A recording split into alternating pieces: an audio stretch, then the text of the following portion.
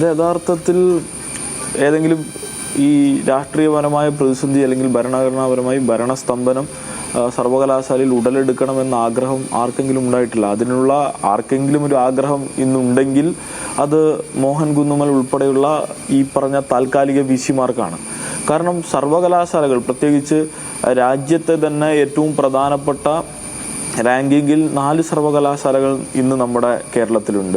രാജ്യത്തെ ഏറ്റവും നല്ല നിലവാരമുള്ള ആദ്യം 100 കോളേജുകൾ എടുത്താൽ അതിൽ 30 എണ്ണം നമ്മുടെ കേരളത്തിലുള്ള കോളേജുകളാണ്. അപ്പോൾ ഇത്തരത്തിലുള്ള സവിശേഷകരമായിട്ടുള്ള വിദ്യാഭ്യാസ മുന്നേറ്റങ്ങൾ ഉണ്ടായ ഒരു മണ്ണിൽ താൽക്കാലിക വിസിമാരെയും മറ്റ് താൽക്കാലിക സംവിധാനങ്ങൾ ഉപയോഗിച്ച് ഇതിനൊക്കെ തകർക്കാനുള്ള ശ്രമമാണ് രാജ്ഭവനിലിരിക്കുന്ന ചാൻസലർ നടത്തിക്കൊണ്ടിരിക്കുന്നത്. അപ്പോൾ ചാൻസലർ യഥാർത്ഥത്തിൽ നടത്തേണ്ടത് ഈ വിദ്യാഭ്യാസ സ്ഥാപനങ്ങളെ മുന്നോട്ട് കൊണ്ടുപോകേണ്ട ഇടപെടലാണ്. പകരം RSS അജണ്ടയാണ്, RSSന്റെ അടയാളങ്ങളും അജണ്ടയുമാണ് സർവകലാശാലകളിൽ നടപ്പിലാക്കാൻ ശ്രമിച്ചുകൊണ്ടിരിക്കുന്നത്. ഇപ്പോൾ നിങ്ങൾ നോക്കൂ, 1 മാസത്തിൽ കൂടുതലായി കേരള സർവകലാശാലയിൽ ഉടലെടുത്ത പ്രശ്നം എന്ന് പറയുമ്പോൾ ഞങ്ങൾ പല ഘട്ടങ്ങളിലായി ഉയർത്തിയിരുന്നു. 1 മാസത്തിനടുത്തായി VC വരുന്നില്ല.